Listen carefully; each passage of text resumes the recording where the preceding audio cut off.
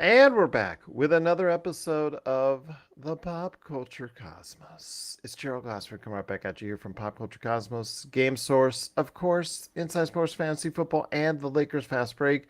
We truly appreciate everyone out there listening to all of our great shows. And if you can, please give us that 5-star review wherever you get your podcasts. Plus, if you can like, share, subscribe, follow, or do whatever it is that you can to support us right here at the Pop Culture Cosmos, Game Source, Inside Sports Fantasy Football, the Lakers Fast Break, the Happy Hoarder, everything that we do in Humanica Media, popculturecosmos.wordpress.com, and of course the great stuff that we do out there. But it wouldn't be a Pop Culture Cosmos without telling you we do such great things out there on Facebook. We cover the latest news and trends in pop culture on Facebook each and every day. Plus, we have a ton, absolute ton of tabletop RPG videos and so much more right there for you at Pop Culture Cosmos on Facebook. And if you could support all that, it is sincerely appreciated.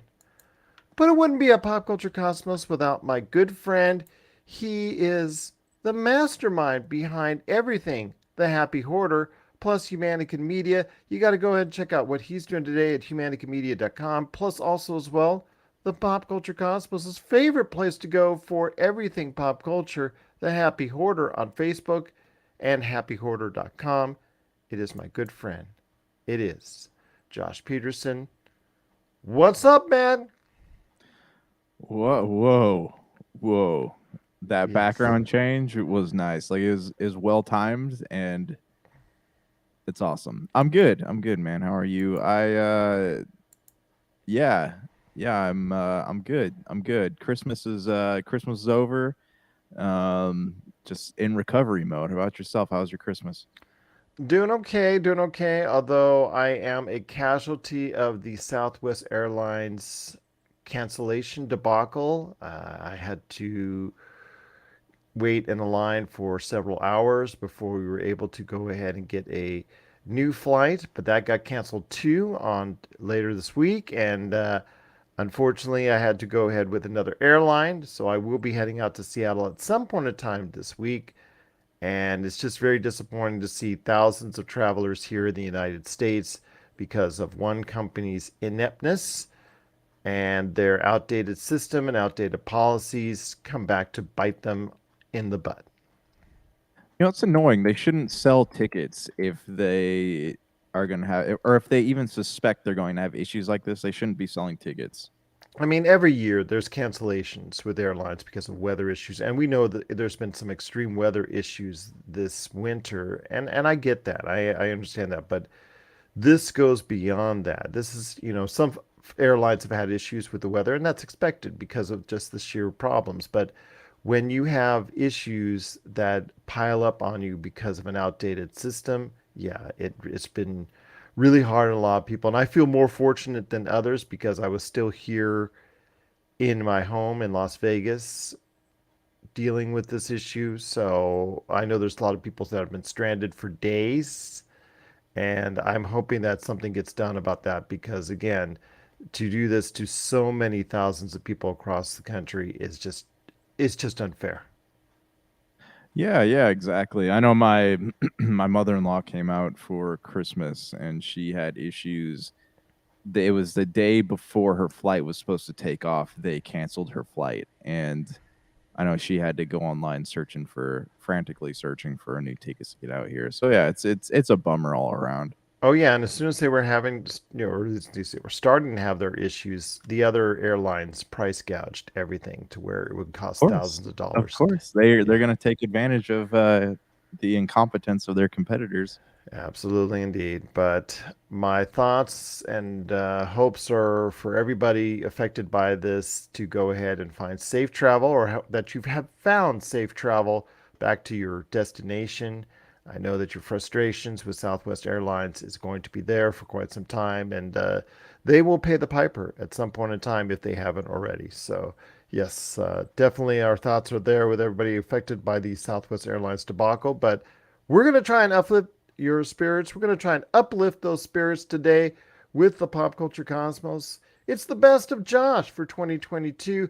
I've already said my piece on the best in pop culture for 2022, but I might be adding some things because I actually got a chance to catch after my airing with Melinda Barkhouse Ross. I got a chance to catch The Witcher Blood Origin, The Fablemans, Banshees of Inisherin, even though it's spelled Inisherin, they say in the movie Inisherin, plus Knives Out Glass Onion. Are any of those being added to the best of 2022 or the worst of 2022? We'll talk about that. Plus, also as well, again, Josh will elaborate on his best of pop culture for 2022 in detail. What are we looking forward to in 2023? Josh will elaborate on that because already Melinda and I have talked about that as well. And maybe we'll talk a little bit about Avatar reaching $1 billion. And of course, also as well, Top Gun Maverick destroying records for Paramount Plus before we head out on the show today. But first, my friend, it is the best of pop culture for Josh in 2022. So you and I have been doing this quite some time. We used to do it like these are the best TV shows, these are the best movies, these are the best video games, like everybody else does. But I figured we combine it into one entity where you have no limit, you have no structure. Whatever hits you in pop culture the right way, you should mention. So, my friend, I turn it over to you. What is the best for pop culture for Josh Pederson in 2022? Okay, so we're doing the best first. Yep. The worst comes later. I forgot to mention, yeah. The worst comes later for you because we definitely got to mention the worst for Josh in pop culture for 2022 here in a bit as well. Okay. All right. So, sadly, there wasn't really a lot of the best of anything this year. I mean, Oh, I don't know about that. there's been some good stuff, but it's like not a year where it's like traditionally, I have had plenty, like a list full of things, and you have always like you've agreed with maybe like 40% of my list, right? Or I may have not. I may have thought it was good. You thought it was great, or something like that. So Yeah, but this year I just like I don't have a lot that was like stuck out as being amazing. So, really, because I thought I had some. I actually had so much of a list. It took part of 2 episodes. It took a full episode with me and Melinda, and then a part of another one with me and Melinda. I had so much good stuff out there. okay, here, let me cuz I'm looking at my list of things here. All right, that I watched this year, and it's actually not too big of a list, but here, let me hit it hard here. I I don't know if you agreed with me, but I enjoyed The Atom Project on Netflix. It was an easy film to watch. It wasn't great by any stretch of the imagination, but Mhm. as you know, I'm all about those popcorn flicks, and I think Ryan Reynolds delivered on that front. What are your thoughts on The Atom Project? So many months after it premiered. I thought it was, like you said, easy film to watch. It looked like it was filmed over a weekend. Hmm. Personally, I Yeah. know that we talked about that. It looked like it was filmed in one town over a weekend. Throw in Zoe Saldana for about 5 minutes, and then there you go. I just thought it was okay. Again, easy watch. I agree with you. Easy watch. 2 hours right there for you. You can put in the background. It's comfort food, popcorn flick. There you go. It's not bad by any stretch of the imagination. It's just when you get in those Ryan Reynolds movies that he's just doing a shtick Hmm. and he does it over and over, and it's not at the level of Deadpool. Yeah. That's the part where it's getting harder and harder to like the things that he does outside of Deadpool, as because Deadpool is such a masterful thing for his shtick, for his whole persona, for the way he approaches comedy. I really think that anything else sometimes gets left by the wayside, and I think this movie does for me. It's all right for what it does, but it's still not to the level of what we've seen from him compared to what we saw, of course, with Deadpool and even Deadpool 2, and we're so excited for Deadpool 3. So yeah, That's Yeah. my opinion on that. But I mean, again, this was not. This is comfort food, like you said. This is something that's a Mhm. popcorn flick that you know what? It's there. It's cool. Go for it. So, we'll move on here in a second. But would you say that Ryan Reynolds is at a point where he is only gonna be he's only Deadpool to people? You He's a think his career is over? characterization. Yeah, he's a characterization of himself, and that's the Mm-hmm. problem. Everybody seemed to like Free Guy, and we were so excited for Free Guy, and I thought it's there, it's okay at best. I didn't enjoy it because it's not to the level of what I expect from Deadpool. I thought it's okay, but again, it's just sometimes he goes into it these days with his shtick, and he just does not get to the level that you can get with Deadpool. I just don't think he puts everything into it unless he's donning the Deadpool uniform. Yeah, that's because he's super passionate about that role. But And you can tell that's why he enjoys it, and that's what comes across for me as. But Free Guy, Adam Project, they're all right. But again, it's just him mhm, doing a shtick. So yeah, yeah, absolutely. Okay, so there was that.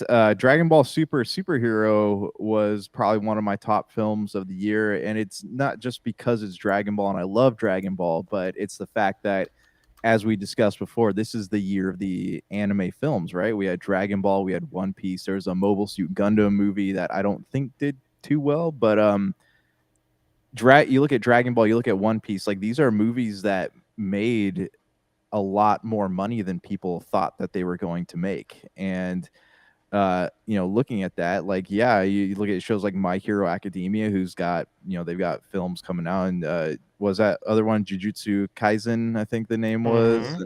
Demon Slayer, like what this year has shown is that there is room in the box office for these anime films. And before they just be released as like 2-day events in theaters, but now they're having like legitimate theatrical runs. Yeah, with the success though of Dragon Ball Z, I mean that to me was the biggest thing about this movie is that it had such a great first week opening, and it just I think enlightened a lot of theater owners on the power of these anime films in their first 2 weeks. It's Hmm. something I think that they should take notice that the power of Crunchyroll and Netflix and all these streaming entities that support like Hulu of the anime genre that you can front load a movie at the box office and get a great return if you don't put a whole lot into it. If you could put like $5 to $10 million into an anime, you can get a turnaround of 20, 30, 40. In the case of Dragon Ball Z, I think it earned quite a bit more than that. So yeah, definitely something that you can take a lot of interest in as far as going to the theaters and checking out an anime movie and it being a success at the box office. That's what I really take away. Yeah, absolutely. And everyone keeps saying, and I've said it before too, but it seems like the movie theater is mostly dominated by these big studio franchise films, but then you have these anime films come out, and sometimes they outperform these big films on a given day. So there is room at movie theaters for these smaller things to have their time. Yeah, absolutely. Okay, so moving on, Jurassic Park Dominion, I enjoyed. Like a lot of people didn't like it, but I thought it was a good popcorn flick. It did a good job of kind of tying back to the original. It was a fan service film, absolutely, but it was not. I don't know. It was not the flaming chunk of garbage that a lot of the critics stated it was. I thought that it was good. My kids liked it. I enjoyed watching it. That's weird that you took your kids to see it. I mean, were they scared at all of the dinosaurs eating people and all that? No, they loved it. They're big Jurassic Park fans. Okay. We started at the first one, that epic John Williams soundtrack. I think they've developed an appreciation for it. Okay, fair enough. Then I'm glad that you enjoyed it. Although, like you said, it didn't end well with the critics, but you know what? Earned $1 billion at the end of the day.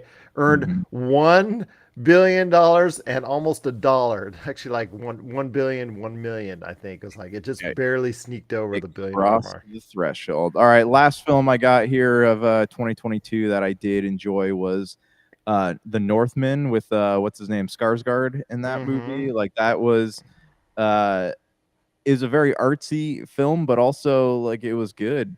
You know, it was the first time I watched a film like that and was not didn't feel like I wasted time on it. So I that was a very well put together film. And did you get a chance to watch it? I did. It was okay. I thought it dragged a little on the third act, but yeah, thought it was okay. Thought it was Yeah, yeah, it was. something that was there, like you said, very artsy, very stylistic in its Mhm. nature. But yeah, didn't displease me in any way. It's just it was there. It was pretty good. And then Yeah, yeah, yeah. no, so it definitely had something going for it. Video games here. I got God of War Ragnarok. That's something I'm like, I think I'm about to finish. I'm like 60 hours in, and I don't know if I'm about to finish it yet. But I'm at the final charge towards Asgard, so I'm assuming that I'm gonna be done here in the next couple days. So that was good. I not as Elden Ring is obviously like the best game of 2022 to a lot of people, but I feel like God of War Ragnarok definitely earned the nominations that it got at least. Yeah, absolutely. I think it's if you didn't like if you didn't prefer Elden Ring, you preferred God of War Ragnarok. It seems to be between one of those two for most of the Game of the Yes. Year's award, depending on the outlet. I think for me though, it was Atari 50, the anniversary celebration. Mhm. I think that was something for me. It was a true surprise. I think it and the value, the fact that it's $40 in the day and age where video game prices this year rose up to $70 on a lot of occasions. I really think it provides an extremely good value.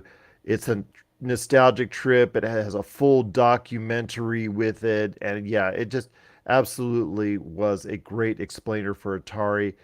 And my hopes for Atari to center itself now that they've finally shed themselves the albatross known as the Atari VCS as they stop production of it, maybe they can go ahead and I guess start making games and just focus on making games instead of worrying about a console or anything like that, and become a I don't know, even a mid-tier developer once again, because they've got such a great library of games that they can take inspiration from and create a new companion to it that's a modern remaking. They made some of these modern, they modernized actually quite a bit of the games in Atari, the Anniversary Collection, while still maintaining several options there of the old style way it was played before. So yeah, it definitely was. It showed me that Atari is not dead, and with the right people in place, can actually live again as a pretty good video game maker.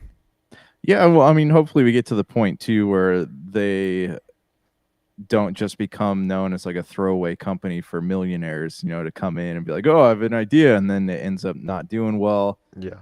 and it goes on to the next ownership. Like they need somebody who actually cares about video games and they're running it, and they need to actually create some stuff outside of the 2D games that they made before, Yeah, kind of absolutely. step into the new century a little bit. I would love a live remaking of Adventure. Just just put it into like a context of an Elder Scrolls or something like that, and seeing it through the eyes of the modern era, Yeah. making an adventure of adventure once again. So that would probably be my first thing I'd go ahead and cover. Okay, so usually I have like a handful of albums that I really enjoyed, but this year I only have one that really like sticks out to me. So, um, Def Havana is a band from the UK, and they've been, they've been around for a while. They started as a screamo band and kind of evolved into alternative, and then they did a pop band. They did some like they did folksy music, then pop, and then uh, their careers were supposed to be not careers, but they were supposed to have calling it quits after their last album, and then they decided to keep going this year with a new album called The Present is a Foreign Land, and it's like a this great mixture of all the things that they've done before, whether it's pop or rock or alternative folk music. Like they have a great blend of everything. This guy's voice is James Vet Glody. Like his voice is beautiful. So if you check out anything, if you want to listen to something good at the end of the year, definitely check out Def Havana's latest album, The Present is a Foreign Land. It's on iTunes. You can listen to it on Spotify, but that is the top album on my list this year, and I can listen to it over and over again as I do in the car. There you go. Absolutely. Sounds like a good choice. Sounds like a good listen. And there you go. All right. Sounds good, my friend. All right, so last on my list of things here, I have television streaming stuff. I really enjoyed Moon Knight. Did that show grow on you at all after watching it? Kind of like a fungus, actually. That's how it grew. Yeah, Okay, so I I mean, think it's probably one of the worst Marvel TV shows I've seen of the Marvel TV shows. really, I don't Yeah. know. I enjoyed it. I enjoyed it more than Miss Marvel. That was Well, they both were not very high on my list as far as yeah, TV shows are concerned. The Marvel yeah. TV shows. Yeah, I mean everything that Marvel, and we'll get to this when we get to the worst stuff, but a lot of the things they did this year was pretty bad. They But both weren't the worst of pop culture for 2022, but they were on the lower side for me. I'll just put it that way. yeah, I agree. But I really enjoyed Moon Knight. I think that the mythology there was interesting. The ending was not that great, but I think that Oscar Isaac did a great job of portraying what three different characters at Yeah, once. and that's the solace I can take into it. The performance itself is great, just the material he was given and the fact that right now it doesn't really tie anything into the MCU. So I Yeah. have that feeling after I watched it like I just wasted hours of my time. Yeah, absolutely. Other thing here, sorry, last thing on my list here, I got Stranger Things season 4, like both parts 1 and 2. Like I think that this was the streaming pop culture event of the year. Like This this was one of those things where like I look at it in the same vein I look at like Avengers Endgame, like, but it appeals to a different type of fan. But it's like everybody's talking about this. All the stores are selling things for it. This is something magazines are writing about. It's all over the internet. Like this is huge. Like this is a pop culture movement that if you weren't watching it before, once the season came out, everyone's talking about it. You were definitely watching it after that. this like you said, I think that's a terrific way to go ahead and phrase it. I think that's absolutely outstanding. It felt like the Infinity War of Stranger Things. It was on my best of 2022 as well. There's the 40% for you, my friend. It landed on my best of list as well. Very well done. Very good. I think it's one of the best seasons overall for Stranger Things. I think that the model of having like 6 episodes or whatnot in the front side, and then about a month and a half later bringing out the other 2 episodes, even though I know fans didn't love that part of it, I think that that's probably a brilliant marketing move for Netflix in order to go ahead and sustain a subscriber base. Long So term. long term. So I have a feeling that for any of their shows, their popular shows, like for instance, future seasons of Wednesday, future seasons of Emily in Paris, the popular shows on Netflix, future, even Cobra Kai, maybe you might actually see that same type of structure going forward. I think that's an absolutely brilliant move by Netflix on a marketing standpoint, but for fans, I know that's not exactly that great. Yeah. All right. So to wrap up my best of stuff, I want to move outside of visual media and talk about toys for a minute. Hmm. Just a few shout outs here. I have the we talked about this before, the Megazord Ascension project from Hasbro. Hmm. Hasbro's been dumb and they've been overproducing things, and that's been making collectors and toy sellers irritated because it causes the value to go down. But man, they've been producing some really cool stuff, like the Hmm. taking the old Megazords that only moved, arms move back and forth and giving them, 20 plus points of articulation. Like that is awesome. Playmates has been coming back in a strong way with their Stranger Things Ninja Turtle crossover.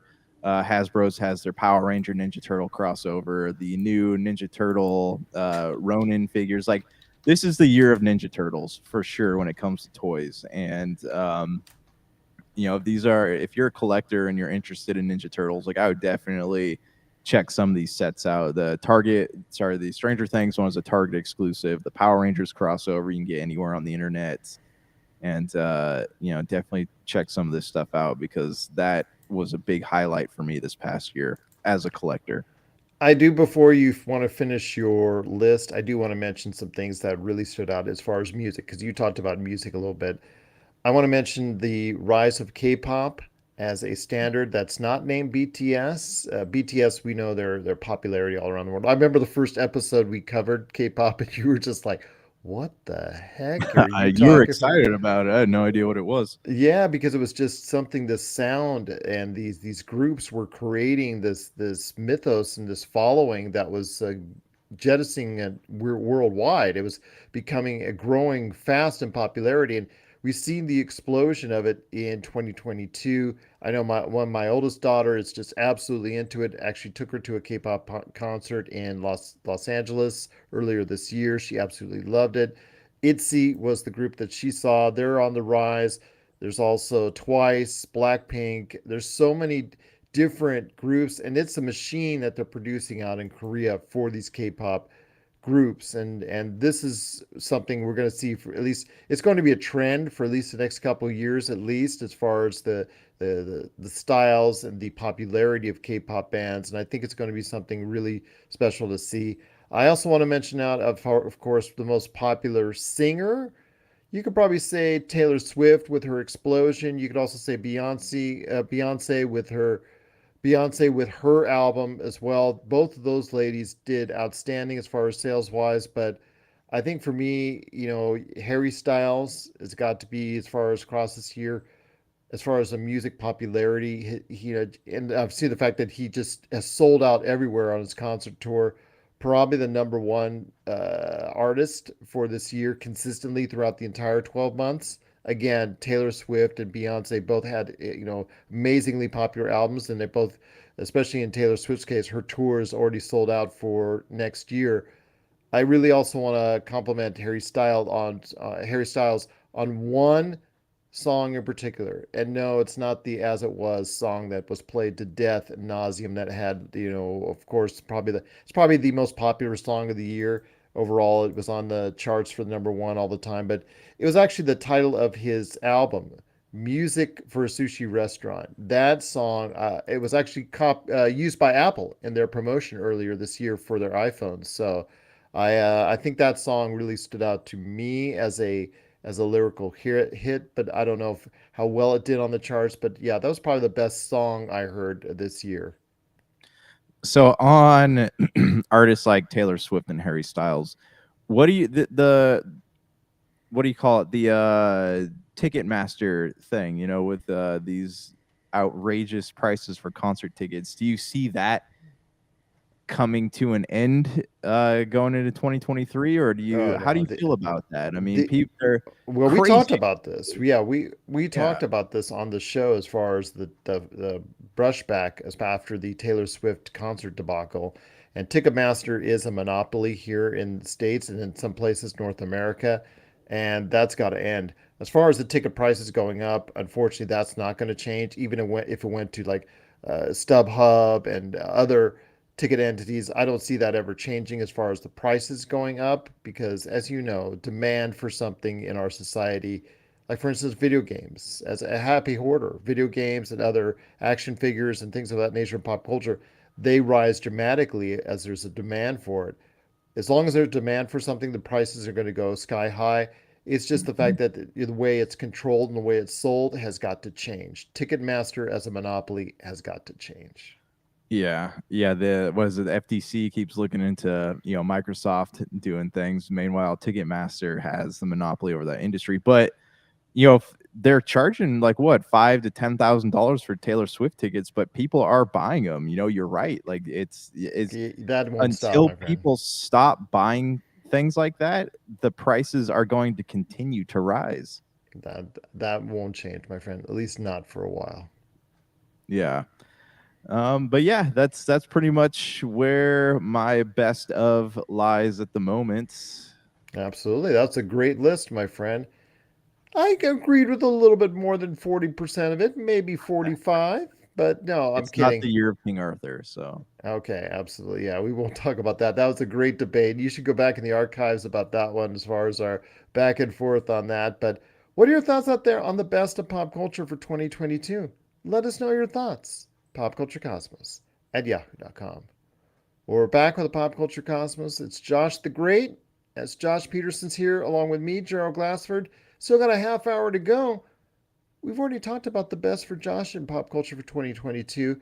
Also for Melinda and I.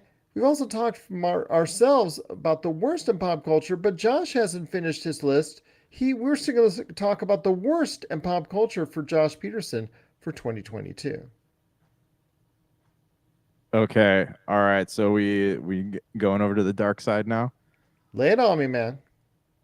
All right. So I want to start with Doctor Strange and the Multiverse of Madness. That was a pretty bad film. It was I was disappointing. Yeah, I agree. I was expecting. I don't know what I was expecting. Like Sam Raimi. Like I love the guy, but it's been so long since he's made a movie that I actually enjoy. Like I see why Scott Derrickson stepped away from this film because it did not know what it wanted to be. And it took pre-existing Marvel mythology that they had developed really well in a WandaVision, and they turned it on its head. And I think that it left I walked out of the movie theater wondering like, what in the world did I just watch? And then like I still couldn't like piece it together even a week later.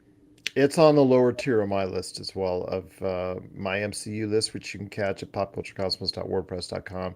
It is on the lower ebb of the movies that I've watched in the MCU. Yeah, yeah. And then on the other side of that, we have the DCU or DCU, whatever it's called. Black Adam was kind of a letdown. That was we just watched that this past weekend, and I gotta say, man, it felt like bro, a B tier bro movie is what it felt like. The everything from the soundtrack to the writing to like an entire movie of The Rock just floating around making faces. Yeah, it was disappointing as well. I thought it was something that it could have been a lot better. Pierce Brosnan was sensational in the film. Oh, yeah. And unfortunately, he outclassed The Rock in this occasion. And I'm a huge fan of The Rock, which I thought was really disappointing. I thought, like you said, he just barely emoted throughout the entire film and low key rock throughout the entire film is, I don't know, it just doesn't do it for me. When he's able to go ahead and really relay in his acting skills, that to me is something much more enjoyable about a rock film and able to go ahead and show his range. He wasn't able to do that here because he's always, angry at something. I Mhm. think, seeing Dave Bautista in Knives Out, Glass Onion, I think for me, I think we've reached a point where you can say Dave Bautista right now is the best pro wrestling actor right now on the Oh, planet. absolutely. I mean, even that role, he had a brief role in Blade Runner. Blade Runner. Yeah, and I remember thinking like, wow, the guy hardly said anything, but dang, I felt the emotions coming off him right in that moment. Yeah, absolutely. The Rock still can kill it when he wants to, but this Black Adam just really didn't do it for him. Yeah, yeah. Those are my films there. In gaming, the letdowns. Gran Turismo 7 was kind of a letdown for me. I don't like this new generation of games we're moving into where everything has to be online all the time. And with Gran Turismo, like I live out in the country, so my internet's not always spot on. And when I'm having issues connecting to PlayStation Network, I can't play the game. So, I spent $70 on a game that I can play maybe 60% of the time that actually want to play it. Oops, that's not good. That's not good at all. Yeah, it's kind of like the Assassin's Creed games, right? Where you have to be connected in order for your saves to work. So if you play it, then your internet goes out and then you play for another like 6 hours before realizing it, you lose everything. So that was kind of a bummer for me. Um, let's see, television streaming. I think the only thing that really stuck out to me as being bad was Halo season 1. Yes. Yes, you and I are on the same wavelength. I think we were. That was no doubt. That was on my worst of list. That was pure trash. Yeah, it had moments I like it told had. Melinda you would I would be on your list. Yeah, because it. Okay, correct me if I'm wrong, but it had moments, right, where you could like glimpse potential. No, you But were you were trying to get me every week. Gerald, just give it a chance. Just give it a I chance. know, And but I that's what I said kept saying though, right? Like it had moments where you could glimpse the potential, it but was a then it just stinker, man. It was a stinker. yeah, it just like kept on like I don't know, it's like those videos where like you see dogs trying to like jump onto furniture and they end up like hitting it. That's like every week was like them trying to reach for something and then just falling flat into a wall or something. It And doing its I best to destroy the Halo mythos and all the yeah. backwork of the games, good or bad, at the same time. Obviously, I have to at least watch the first 2 episodes of this next season to see if they're able to salvage what was there. But man, I have to say, like, I am absolutely bummed out. And I got a buddy who's a big time Halo fan. It's like the only thing he plays anymore, and he was heartbroken over this series. But you and I said, bad or good, we would support video game entities on Mhm. other media. And as bad as it was for us, I'm going to do the same. I'm going to check it out when the next season comes around, no matter how much pain I go through. Yeah. Do you want to talk about The Witcher right now, or should we save that for later? We'll save that for later, but I have a feeling that's also going to be on the worst of 2020. Well, actually, you know what? Go for it right now. Go for it right now, man. Okay, so for everyone listening, I was watching The Witcher Blood Origin the other night, and while I was doing this, I text Gerald and I was like, "Hey, this show is terrible." Like, I mean, I didn't say it that bluntly. I said the CG in the show was pretty awful, and it reminds me of it was a Mortal Kombat Annihilation, not a great movie, but you didn't realize how horrible it was until the end when they had that dragon fight on the pyramid thing. And that's what happened in The Witcher. Like you had the Witcher, the mainline show, like you could tell they put a lot of money, a lot of budget into their creature animations. But in this one, it wasn't there. It was just like everything was shiny, like it looked like a piece of computer animation from the late 90s. It Well, was not good. the fantasy genre had its real highs and lows this year. When it comes to House of the Dragon and Lord of the Rings of Power, I thought they were very good representations. I didn't love House of the Dragon as much as others did, but I still thought absolutely some great production values. They did spend a lot of money on that, and it showed. Along with Lord of the Rings, they spent $500 million on that, and it showed. I thought that both shows were very good representations of what they were trying to go after as far as their predecessors are concerned. And then you have, like you said, the Willow series. Willow is not entirely a stinker, but you could see the budget cuts were there, and they did not spend the kind of money on it that I know Lord of the Rings had. So Disney Plus, it was really not that great of a series itself. It's not the worst of the fantasy series because by far and away, and this would be on my worst of 2022 list had I had a chance to. In fact, I'm adding it on. I'll add it on. The Witcher Blood Origin is absolutely a waste of time. Absolutely. You told me about And it. I was actually starting to I had the first episode on as you text me, and I'm like, "Oh, my wife and I were just like, "Oh, this is some trash. What the heck is going on?" Couldn't follow it. Michelle Yeoh, I mean, I if you missed it, she was talking because I actually for 3 episodes I was in and out watching it, and I didn't hear her talk once. I saw her laying down once. I saw her kind of like stabbing a dude in the back once, but I missed all of her verbal scenes for like the first couple episodes or so. And I was like, she's supposed to be the star of this thing. The trailer itself, it doesn't have her talking. It was absolutely mind blowing. Yeah.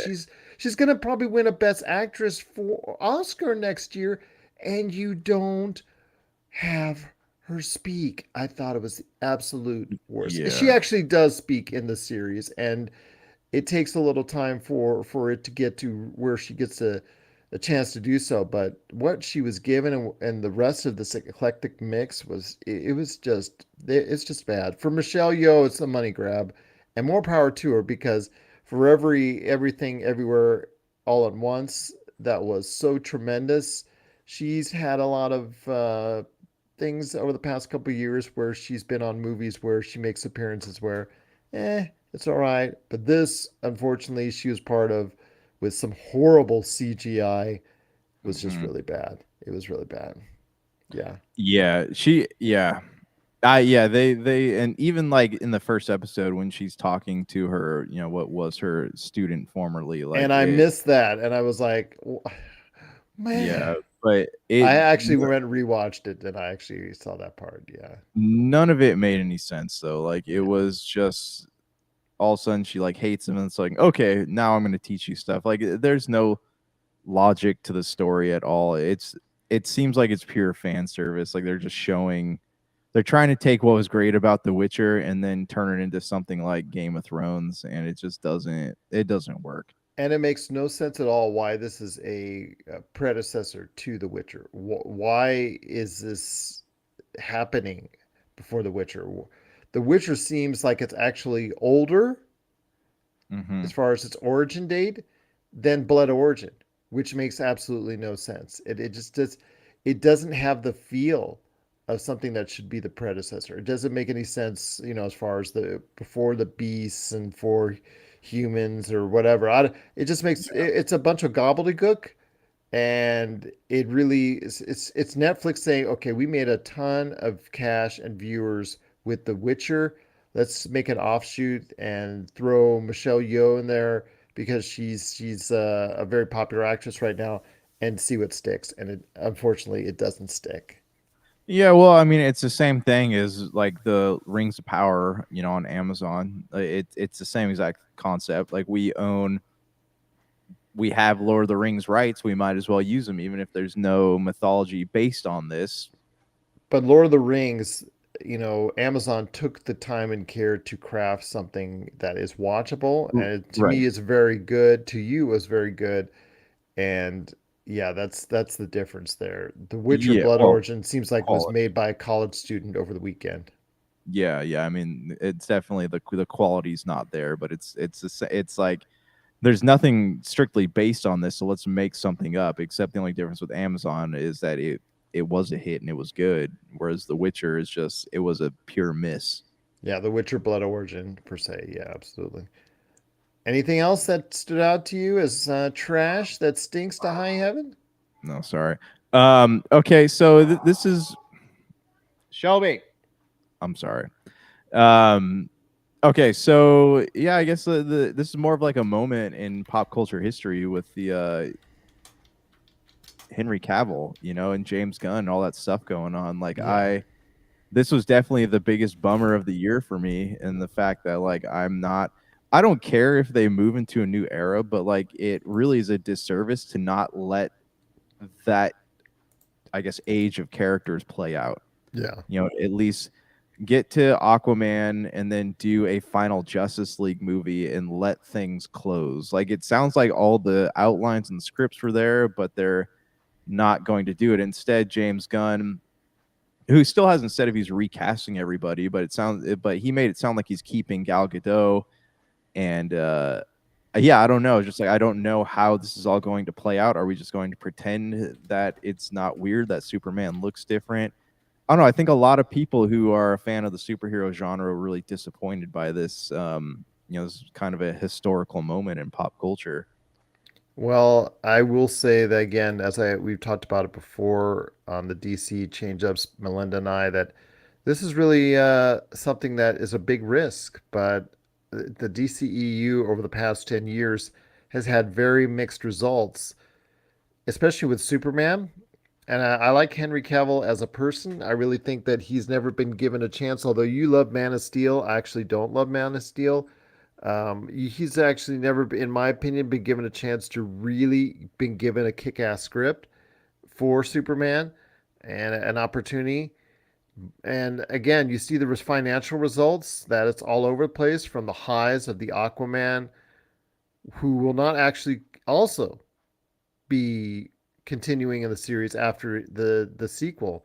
He'll be playing Lobo, I think is what he'll be doing instead, which is something I guess he really wants to do. So I don't know. It just seems to me that there's so many inconsistencies with the storytelling, the arc of the DCEU, and on also as well the fact that it's just financially not been the greatest adventures in all cases for the DCEU. I think it is time for a change. I think it's time to shake things up. Yeah, it's Although just I like Henry Cavill as Superman. I don't know why, even though he's been never given to me great material. I do like Henry Cavill as Superman. and it's just unfortunate that this like story, I guess the Snyderverse, as people call it, it has to, it's suffering because Justice League 2 is technically supposed to be coming out this year, and it's unfortunate that all of that suffered because of incompetent leadership, at Warner Brothers, as far as like, Walter Hamada and Jeff Johns and all of them. Like it's just unfortunate that because of all that and their whatever, their personal feud with Henry Cavill, I think they didn't like him because the fans liked him so much, and I think that caused a lot of the studio doesn't know as much as they think they do. A lot of pride issues there, but it's just unfortunate that this is how all of this played out. Well, don't feel too bad for Henry Cavill. He is now going to be heading up an Amazon series with the IP that he loves the most in Warhammer 40K. So yeah, don't feel too bad for him. Yeah, I He just landed on his feet real well. Pardon the pun with Superman. nice. Yeah, no, I mean, I like Henry Cavill. Like I thought Man from Uncle was really good, and what was he in before? I don't remember. Mission Impossible. Mission Impossible. Yeah, I like a lot of the things that he's in when he's not Superman, but I just, he's, as The Rock so plainly put it, he is my generation Superman. Anything else that stood out to you this year as far as some stinkers are concerned? Oh, that's it, man. That's all I got for you. All right. Well, you let us know out there your thoughts on the worst of pop culture in 2022. And if you want the best of pop culture in 2022 as well, let us know your thoughts. Popculturecosmos at yahoo.com. Well, my friend, before we headed out, I did have a chance to catch up on some things to see if they would be added to the list of the best or worst in pop culture for 2022. We did talk about The Witcher Blood Origin bleeding my eyes as I was watching it. So we talked about how bad that was. I did get a chance to see the Fablemans Banshees of Inisherin, even though it's spelled Inisherin, it is Inisherin, I guess is how that's pronounced in the movie. And Knives Out Glass Onion. The Fablemans is a kind of very much self-biographical. It is dramatized. It is dramatized as far as the upbringing for Steven Spielberg, and this is Steven Spielberg's.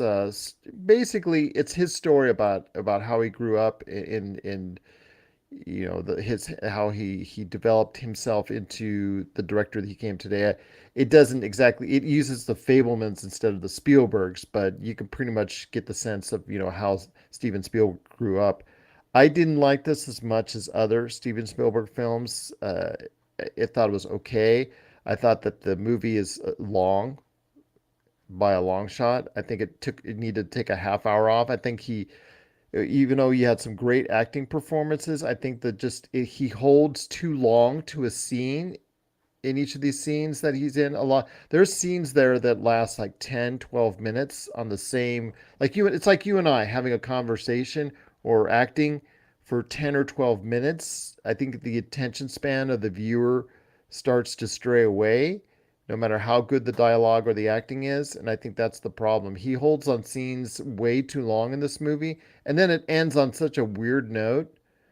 as far as what his future may be. It doesn't explain itself at the very end as far as what happens to the Fableman character. So yeah, it was okay, but it could have been so much better. And I understand it's a labor of love for Steven Spielberg, so I want to be respectful of that. But yeah, I was just hoping it would be a little bit better telling of his origin story per se. Yeah, it was one of those ones where I was hoping to catch it on streaming. I don't. It's not one I'm like itching to pay to watch. So if it hits, Netflix or Hulu or Disney Plus or whatever, like that's something I would be interested in watching. But There's yeah, I some kind great acting in it. There's some of really okay. great acting in it. I will give it that. It's just the scenes are too long. Yeah, Each of the major scenes are just filmed way too long, and it's like you're trying to squeeze out every single bit of emotion, and then the audience itself gets fatigued, emotionally fatigued, by just watching the same scene for such a long period of time.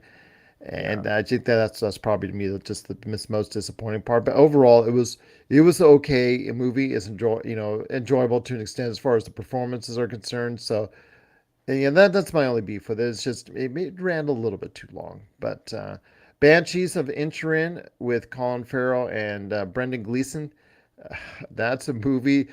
It's a very different movie based on an island off the Irish coast, and it's in the middle of the 1920s as far as a civil war is concerned in Ireland. So a lot of, that's the backdrop of it, and the battles between two friends or two former friends about their friendship gone awry, and it is a character piece very much so, and I think that all the characters in there do an excellent job. I think the movie gets dark, real dark, after halfway through in a way that it just can't recover from. But it is still a very good movie. It's a very good movie. I don't think it's a great movie simply because it just took no turn for the better. It just kept getting darker and darker and darker. Barry Keoghan is in the movie and does a pretty good job himself. So yeah, I think all the actors involved did an outstanding job. But it is really a different movie per se, The Banshees of Inisherin. So yeah, I think it's something that people should check out. It's pretty good overall. It seemed like a movie that was going to descend into madness, kind of like a what do you call it? There Will Be Blood style movie where it just becomes insane after a while. And I will just say this, you can keep on talking to me if you want. Yes, we'll remain friends, okay? I'm not going to go to any great lengths like they did in Banshees of Inisherin to have you not speak to me. So let's put it that way. So we'll go from there. But yes, it was a different movie. It did get dark, but yes, Banshees of Inisherin, very stylistic and beautiful movie. If you want to check it out for the scenery of this island, is actually fantastic. And actually, that would be a cool house to have in the movie. I'll just say that Brendan Gleeson had with right there off the coast of an Irish island. So yeah, that was really cool to see. But Knives Out Glass Onion is the last movie I want to talk about. I got a chance to catch up on with Netflix, and it is really good. I still think the first Knives Out is better, but it's not by much. This was a really, really good movie. It would probably be on the tail end of my best of 2022 list. I think the performances were really cool. The mystery itself was not as bewildering as the first one as far as who done it. So I think that the characters stood out a little bit more in the first one, but this one was really solidly acted, and I think Daniel Craig did a solid job, and yeah, I think everybody involved did a good job too. So yeah, it was a really really good film. Knives Out Glass Onion. It would be, like I said, on the tail end of my best of list. I thought it's almost as good as the original.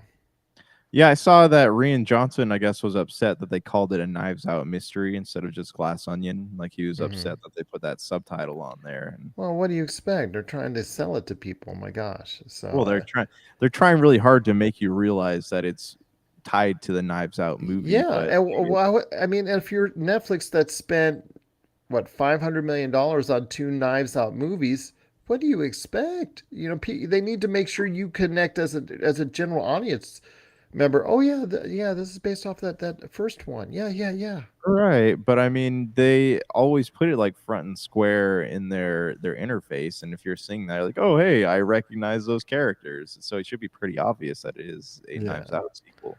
It's really good. I really recommend it. So of the best of those three, I'd say it's probably the best of those three. So yeah, there you go. Hopefully you've had a chance to check it out. It's the number one movie on Netflix right now. It is Knives Out Glass Onion.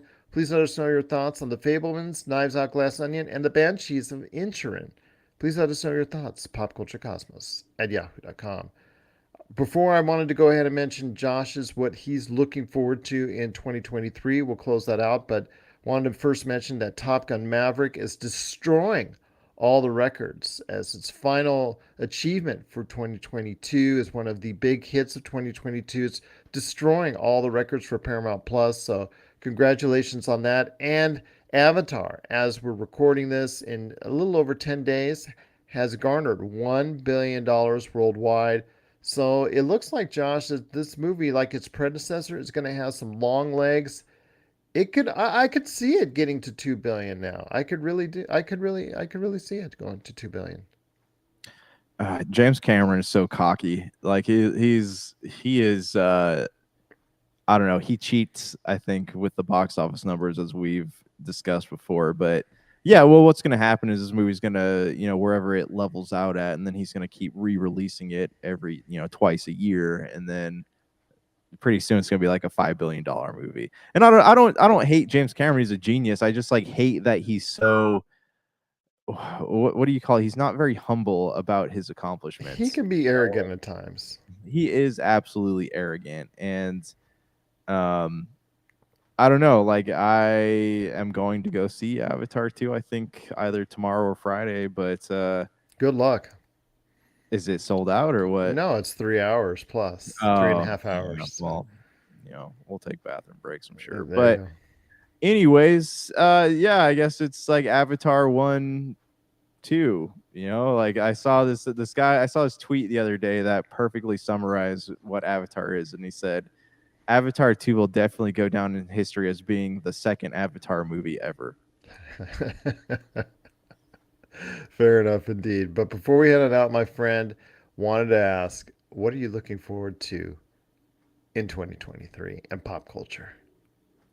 I'm honestly just looking for the MCU to write itself, and I want to see all that time wasted last year mean something. So I want things to come out that have legitimate stakes and to show that like it's not a waste of time. It's not the fan fatigue. I want a reason to get over my MCU fatigue, and I'm hoping that I'm going to get that. Maybe it'll start with Ant-Man in February. Who knows? You never know. It's possible. I still got to watch Wakanda Forever. Absolutely. And with Ant-Man, the King the Conqueror is going to become a major figure down the road. So hopefully we can see that more develop more. Loki season two, and obviously some other things in the MCU. So hopefully that'll come to light. Any of the games that are coming out next year, 2023, are catching your eye? I Dead Space remake, obviously something I want to play. Final Fantasy 16 and Final Fantasy Remake Part 2, assuming they both cling to those 2023 release dates, are Good two luck. things I want to play.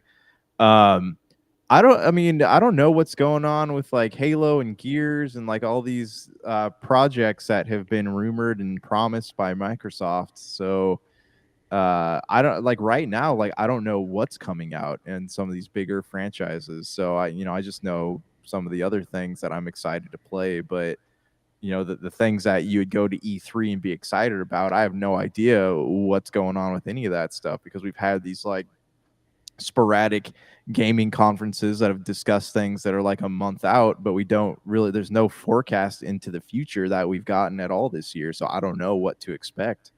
Should expect though Redfall and Starfield since they were supposed to be Oh 2023 yeah. releases. Yeah, Starfield obviously is going to be awesome, hopefully, but other than that, like what what are we expecting? I don't know. Hopefully by the end of the year, well, or Breath of the Wild 2 allegedly is coming out. So I don't know. Yeah, this it's not very predictable right now. So I'm kind of waiting to see, when January, February gets here, what is being forecasted. It'll be interesting to see what develops over the course of the last year, especially in the video game world where so many projects were delayed into 2023. So I'm curious to see what actually holds their release date, what gets pushed into 24.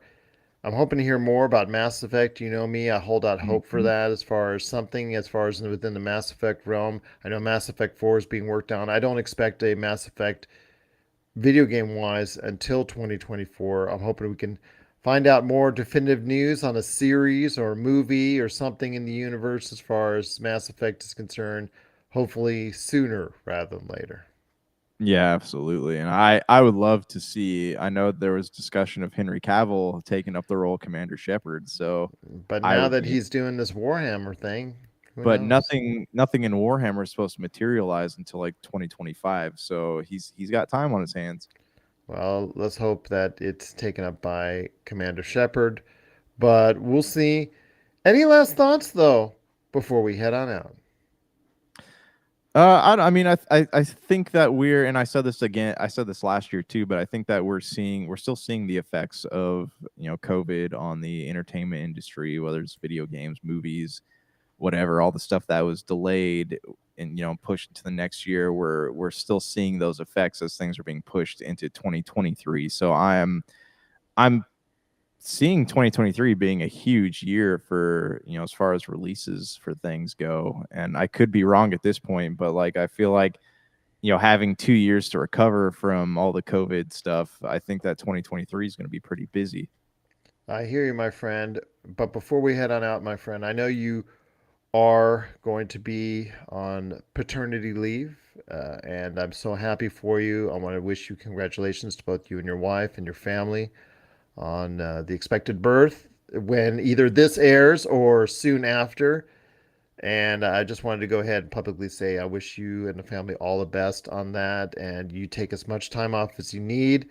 I know our conversations will be always great in pop culture whenever you decide to come back. I know I'll be discussing CES and I'll be touring CES here during the first week of January and all that as I always do, but to not be talking about it with you be sad, but I know it's for a great reason and I'm wishing you all the best, my friend.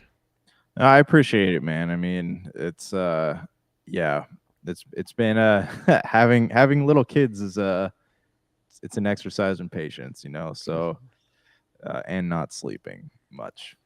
Well, you sleep when you die. Isn't that the phrase? Exactly. It's the the long going down for the long rest. And the thing is, though, you'll be sleeping because your kids will kill you. You kids, you will kill me. No, I'm getting that gray in my beard right now. It's happening already.